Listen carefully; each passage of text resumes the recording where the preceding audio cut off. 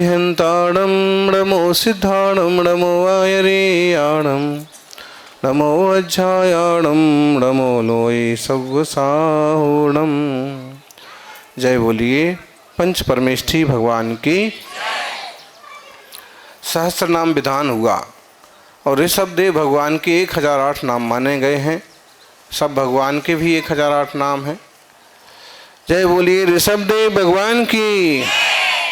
वर्तमान जिन शासन नायक वर्धमान महावीर भगवान की। आचार्य श्री आदि सागर महावीर कीर्ति विमल सागर जी महाराज की।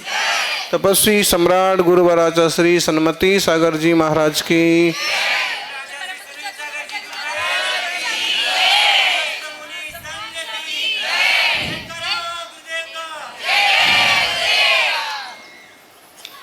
काल क्षेपो न कर्तव्य आयुर्क्षीणे दिने दिने यमस्य करुणा नास्ति धर्मस्य त्वरिता गति। ज्ञानी गुरु कहते हैं कालक्षेप मत करो, समय बर्बाद मत करो, समय मत जाने दो। लेकिन समय को तो नहीं रोक सकते। घड़ी के कांटे को तो एक बार आप पकड़ लो, रोक लो, बंद कर दो। घड़ी को रोक सकते हो लेकिन जाते हुए समय को कोई नहीं रोक सकता। कालक्षेपो न कर्तव्य आयुर्क्षीणे दिने दिने। हर समय आयु क्षीण हो रही है। दिन दिन क्या, हर पल, हर प्रतिपल, हर सेकंड में आयु निकलती जा रही है। यमस्य करुणा नास्ति धर्मस्य त्वरिता गति। और यमराज को कोई करुणा नहीं होती है। लोक में मानते ना यमराज होता है, बोले कैसा होता है यमराज?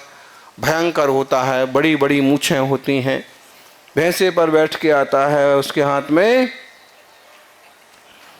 सोटा होता है। लोगों ने कल्पना कर ली, एक ऐसे देवता की कल्पना कर ली कि जिससे लोग भयभीत हों। तो इनको बंद कर देना चाहिए। इतना शांत मौसम हो गया फिर भी कूलर लगा के बैठे हैं।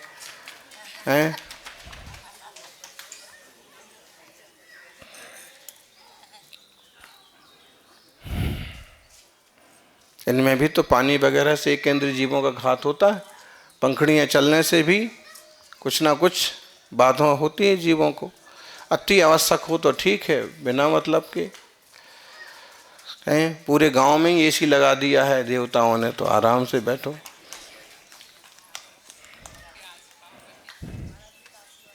यमस्य करुणा नास्ति, ये भी याद रहेगा आपको।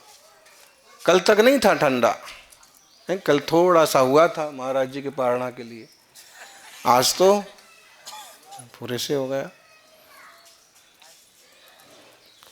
ये धर्म का समय है, धर्मोपयोग का, धर्म ध्यान का समय ही आपका समय है। बाकी तो राग देश मोह में जो समय जा रहा है, इसका उसका करने में जो समय जाता है, वो आश्रबंध के अलावा उससे क्या मिलता है बताइए? संसार बढ़ाना है कि घटाना है? और मनुष्य जीवन तो जितना है उतना है, 1000 साल का तो नहीं है, ज्यादा से ज्यादा 100 साल। अभी एक किताब पढ़ रहे थे, जापान में लोगों की आयु 100 साल होती है, 110 साल होती है। एक ऐसा क्षेत्र है कि जहाँ का वातावरण बहुत अच्छा है, खान पान ठीक ठाक है, तो वहाँ की लोगों की आयु, तो उसमें भी लिखा 100 साल, 110 साल, ज़्यादा से ज़्यादा 120 साल। शास्त्रों में भी यही लिखा, पंचम काल में 120 साल तक की आयु संभव है, उसके आगे नहीं लिखा। कोई 200 साल जिया हो, कोई 300 साल जिया हो, कि 1000 साल जिया हो। पुराण शास्त्रों में भी आता है कि वो अमर हो गए, वो अमर हो गए, लेकिन एक भी कहीं दिखता है आपको अमर हुआ? इस पूरी दुनिया में आजकल सैटेलाइट से तो हर चीज़ मालूम पड़ रही है, तो जो अमर हुए लोग हैं वो कहाँ हैं? तो सशरीर कोई अमर नहीं होता है। जो लोग धर्म करते हैं, पुण्य करते हैं, वो देव बन जाते हैं, वो अमर कहलाते हैं। आयु तो जितनी है उतनी है, इस आयु का सदुपयोग करो, धर्म ध्यान में बिताओ। पूरा जीवन कैसे जाता है, अहो जिन्हें धर्म की समझ नहीं है उनका जीवन व्यसनों में जाता है। उनके पास रुपया पैसा भी आए तो भी दान में नहीं जाता है। वो सक्षम भी हो जाएं तो भी उनका मन दान करने का नहीं होता है। ये नहीं सोचेंगे कि पहले कुछ नहीं था, आज हमारे पास इतना है तो चलो दान करो, आहार दान करो, औषध दान करो, आवास दान करो, शास्त्र दान करो, ये सोचता ही नहीं है। वो व्यसनों में लगा देंगे धन पैसा, चलो घूमने जाएंगे, इस बार अफ्रीका जाएंगे, अमेरिका जाएंगे, इधर उधर भटकेंगे, 5 स्टार होटल में चले जाएंगे और हजारों रुपए फूंकाएंगे। तो ऐसी बेवकूफ़ी कभी नहीं करना कि रुपए भी बर्बाद हों, वित्त भी बर्बाद हो और व्रत भी वित्त भी बर्बाद हो और चित्त भी खराब हो। सादा जीवन, उच्च विचार।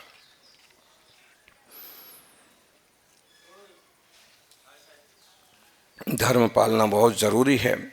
अर्थ काम विधानेन तद्भावः परम नृणाम धर्म विधान तो नर्थस तद्भावस्य जायते। धर्म बहुत जरूरी है। अर्थ और काम के साधन में प्रयत्न नहीं करने से तो उनका केवल अभाव ही होता है। रुपये कमाने की कोशिश ना करोगे तो रुपये कम आएंगे, नहीं आएंगे। काम वासना के लिए, संतान के लिए प्रयास ना करोगे तो पुत्र वगैरह की उत्पत्ति नहीं होगी। लेकिन धर्म के साधन में अगर प्रयत्न ना करोगे तो धर्म का अभाव तो होता ही है, साथ में अनर्थ भी होता है। बात समझना। ये कह रहे हैं कि अगर रुपए पैसे ना कमाओ तो उससे क्या नुकसान हुआ? नुकसान तो कुछ नहीं हुआ, इतना ही हुआ कि कमाई नहीं हुई। अच्छा, शादी विवाह ना किया, संतान की उत्पत्ति ना की, तो इससे क्या नुकसान हुआ? नुकसान कुछ नहीं हुआ, बस इतना ही हुआ कि कोई संतान, आगे कोई वंश वाला नहीं है। तो बोले इससे तो सिर्फ इतना होता है। लेकिन धर्म न करने से, धर्म ध्यान न करने से बड़ा नुकसान होता है। क्या होता है? तो बोले धर्म ध्यान तो नहीं होता है, सो नहीं होता है, उसके अभाव में नरक त्रियंच जैसी अनर्थ दशाओं का पात्र बनना पड़ता है। धर्म ध्यान ना होगा तो क्या होगा? बोलो, शुभोपयोग ना होगा तो क्या होगा? अशुभोपयोग होगा। मन वचन काया की शुद्धि ना होगी तो क्या होगी? अशुद्धि होगी। इसलिए कहते हैं कि धर्म जरूर करो। देव शास्त्र गुरु के सानिध्य में दया दान आदि शुभ कर्म हैं और ये शुभ कर्म हमें मोक्ष मार्ग में आगे बढ़ाने में निमित्त है। आत्मा का शुद्ध भाव ही सच्चा धर्म है। सम्यक दर्शन, सम्यक ज्ञान, सम्यक चारित्र ही वस्तुतः धर्म है। लेकिन देव शास्त्र गुरु का सानिध्य उस धर्म धारणा में बहुत बड़ा सहयोगी है। धर्म कैसा? धम्मो दया विशुद्धो पब्बज्जा सब संग परिचत्ता देवो बब गए मोहो उदय करो भव्य जीवाणम। प्राकृत की गाथा है, बड़ी सुंदर गाथा है, बोध पहाड़ में 25 नंबर पर आई है। बोले धर्म कैसा? धम्मो दया विशुद्धो, जो धर्म से विशुद्ध है वही, दया से विशुद्ध जो है वो धर्म धर्म है। जिसमें दया ना हो, क्या बात का धर्म है? जीव जंतुओं को, जानवरों को मारते हैं और लोग कहते कि हम धर्म कर रहे हैं। हमारा त्योहार आया है, तुम्हारा त्योहार आया है और उनकी जान पर बनाई है। जिसमें दया ना हो वो कोई धर्म धर्म ही नहीं है, वो तो पाप है। अगर हिंसा करना धर्म हो जाए तो अहिंसा को क्या कहोगे फिर? धम्मो दया विशुद्धो, दया धर्म का मूल है, पाप मूल अभिमान। तुलसी दया न छोड़िए जब लग घटमा प्राण। दया दया दान आदि ये धर्म व्यवहार धर्म के मूल साधन हैं। पब्बज्जा सर्व संग परिचत्ता, और दीक्षा कैसी होती है? सर्व संग त्याग रूप दीक्षा होती है। कुछ लोग मानते हैं कि एक तरह के कपड़े छोड़ना, दूसरे तरह के पहन लेना दीक्षा हो गई। क्या फर्क पड़ा? सिले हुए कपड़े नहीं पहनना, बिना सिले पहन लेना दीक्षा हो गई। ऐसे दीक्षा होती। सब संग परिचत्ता, दीक्षा तो सर्व संग परित्याग वाली है, जिसमें देह पर धागा भी नहीं रखा जाता है, जिसमें मन के बसन उतरते हैं, तन के बसन उसरते हैं, भीतर से वासनाएं मरती हैं और बाहर से वस्त्र उतरते हैं। जैसे सब संग परिचत्ता, यही महान दीक्षा है। इसे जिन कल्प भी कहा जाता है, इसे दिगंबर निर्ग्रंथ शासन में स्वीकार किया गया है। क्योंकि जिन कल्पी मुनि तो अद्भुत होते हैं, फिर भी वर्तमान में मुनियों का आचार विचार भले स्थविर कल्प जैसा है, लेकिन रूप तो यही हुआ करता था जिन कल्पियों का भी। श्वेतांबर साहित्य में प्राचीन दिगंबर मुनियों को जिन कल्पी कहा, फिर उन्होंने खुद को स्थविर कल्पी कहा। जो प्रज्ञावान हैं वो आज भी मुनिराजों को, दिगंबर तपस्वियों को जिन कल्प का स्वरूप मान करके सम्मान देते हैं। और कुछ लोग तो शिवभूति के वंशज तरह तरह के कठोर वचन बोल करके अपमानित करते हैं। वैसे शिवभूति भी कोई बुरे नहीं थे। शिवभूति की जो कथा अर्धमागधी साहित्य में आती है, वो ऐसे आती है कि वो घर लेट आते थे तो उनकी पत्नी बड़ी नाराज होती थी।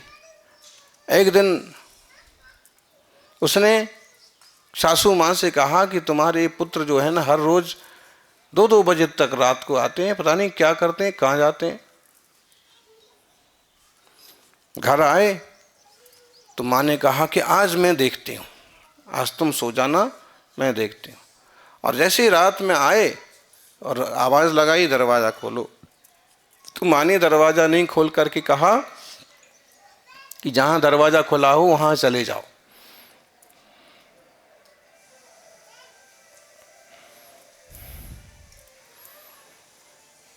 अब एक बात है, इतनी सी बात पर कोई माँ ऐसे बोल दे, एक बात तो ये नहीं जचती है। फिर भी मान लो बोल दिया, तो क्या किया उन्होंने, वो वहाँ से चले गए। और चलते चलते उनको एक जगह के दरवाजे खुले दिखे, जो उपासरा था, साधुओं के रहने का स्थान था। आज भी श्वेतांबर साधुओं के रहने के स्थान को उपासरा कहते हैं।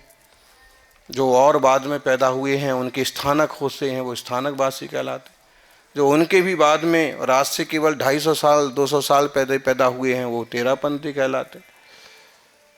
और ये प्राचीनतम निर्ग्रंथ मार्ग को समझ ही नहीं पाते।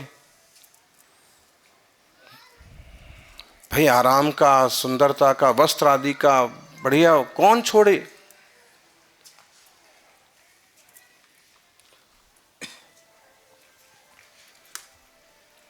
निर्ग्रंथ मार्ग बहुत कठिन है। उपासरे में चले गए, वहाँ विराजे थे गुरुजी। उनने कहा कि मैं तुम्हें संन्यास नहीं दे सकता। उन्होंने संन्यास मांगा, मुझे भी संयम दो, अब मुझे घर से विरक्ति हो गई। तो उन्होंने कहा कि नहीं, मैं संन्यास नहीं ले सकता, मैं तुम्हें दीक्षा नहीं दे सकता। तो उन्होंने खुद ही दीक्षा ले ली, वैसे रूप धारण कर लिया। तो फिर बाद में थोड़े दिन बाद गुरुजी ने कहा अच्छा मैं तुम्हें दीक्षा दे देता। दीक्षा दे दी।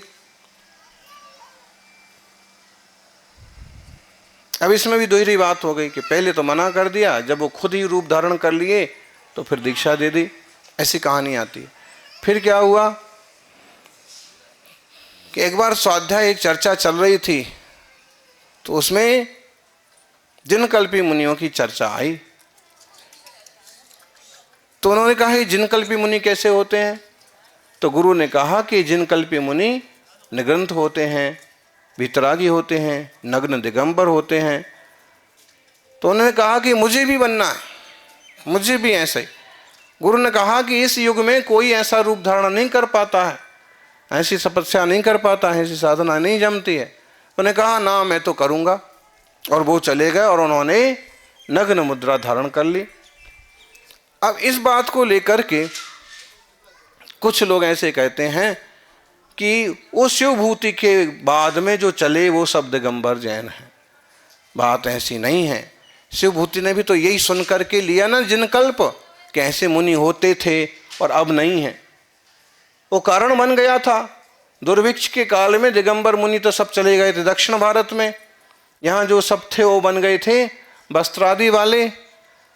तो जब गुरु के सामने वो चर्चा उनने फिर से सुनी तो उन्होंने कहा कि हम तो यही रूप धारण करेंगे, और उन्होंने इस तरह से। लेकिन वास्तव में ये दिगंबर प्रवज्जा वीतराग निर्ग्रंथ मुद्रा ही श्रेष्ठतम साधना का साधन है। वस्त्रादि के रहते हुए साधनों की चिंता करेंगे कि साधना की चिंता करेंगे? और निर्विकारता का क्या प्रमाण है? अपरिग्रहता का क्या प्रमाण है? तो सब संग परिचत्ता।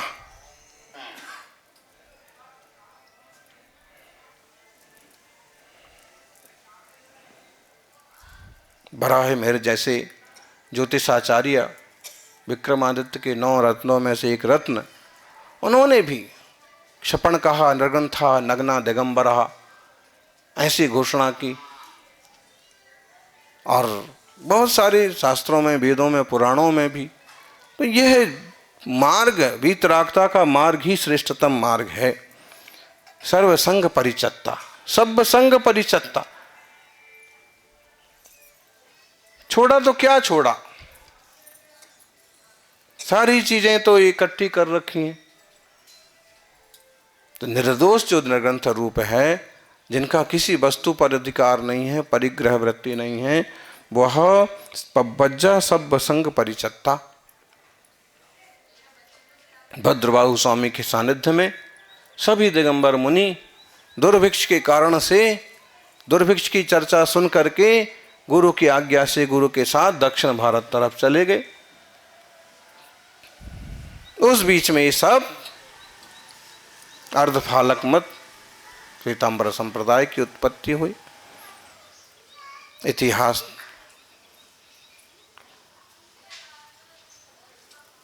ऐसे ही जितना सुनिश्चित है कि निर्ग्रंथ दीक्षा ही सर्वोत्तम है। देवो बबगा मोहो, और देव भी कैसे होना चाहिए?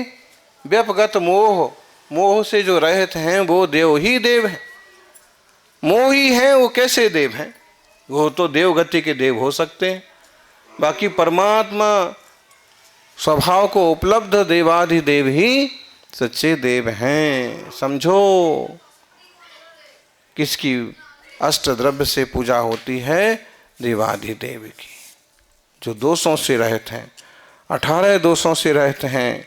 छो तन्न भीरु रोसो, रागो दोषो जुरा रुजा मिच्चू, छेदो खेद मदो रई, बिम्मी निद्दा जणुव्यो। ये 18 दोष, क्षुधा, तृषा, भूख, प्यास, सर्दी, गर्मी, पसीना, अरति, शोक, भय, जुगुप्सा, ये कुछ भी नहीं है जिनके। जो परम शांत हैं वो देवाधिदेव हैं।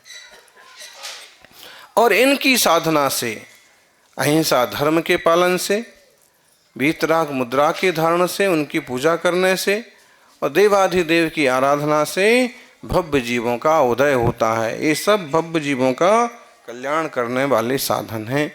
आप सभी सच्चे देवशास्त्र गुरु की आराधना में अपना मंगलमय समय व्यतीत करें। गृहस्थी तो जैसे चलती है, चलाओ, लेकिन साथ में धर्म से भी जुड़ते जाओ। जय बोलिए 24 तीर्थंकर भगवान की।